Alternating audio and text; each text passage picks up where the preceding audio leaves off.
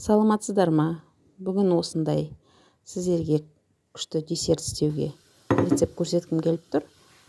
Бірінші сгущенка аласыз. Небәрі бір 3 ингредиенттен қосып жасауға болады. Сгущенкаңызды құйып аласыз. Өзіңізге ұнайтын марканы құйып алсаңыз болады. Айтпақшы, менің каналыма жазылып тіркеліп лайк басып қоюыңызға ұмытпаңыз.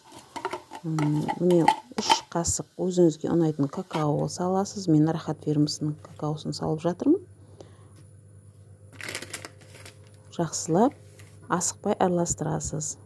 Көріп тұрғаныңыздай какао ұсақ болғандықтан шашылып кетеді. Сондықтан аккуратно араластырып, барынша.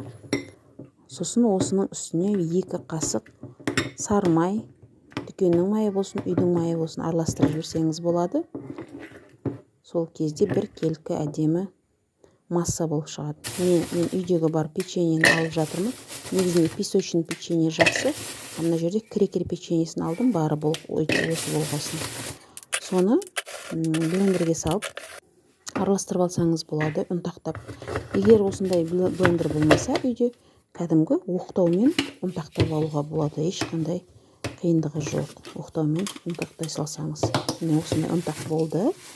Осыны араластырып, жаңағы массамызға араластырамыз. Жайлап, мен 3 бөліп араластырам, өйткені сразу араластыруға келмейді.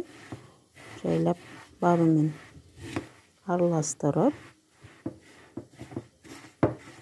осындай қамыр илеген сияқты жайлап араластырып бір масса істеп аласыз. Масса деген қалай болады? Осындай қою араластырып, қою қамыр сияқты араластырып аласыз. Болмаса қолыңызбен араластыра беруіңізге болады. Қасықпен тебіргенде ыңғайсыз болады, қатты болып кетеді. Жақсылап араластырып, енді осыдан форма жасаймыз. Міне өзіңіз көріп тұрғаныңыздай неше түрлі шарик сияқты форма жасап алсаңыз болады. Осындай формаларды жасап, арасына үйде орех болса, орехта қосып жіберсеңіз де болады. Мен қазір қолымда бар заттан жасап жатырмын. Осы өте дәмді десерт шығады. Балаларға өте дәмді шайға, өзіңізге тіспасарға жасап алуыңызға болады.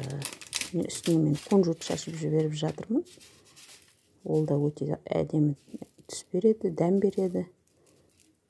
Осындай сияқты дайындап алсаңыз болады.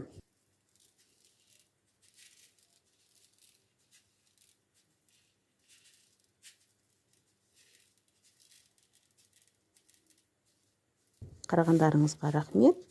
Каналыма жазылып қойыңыз қолдап. Сау болыңыз.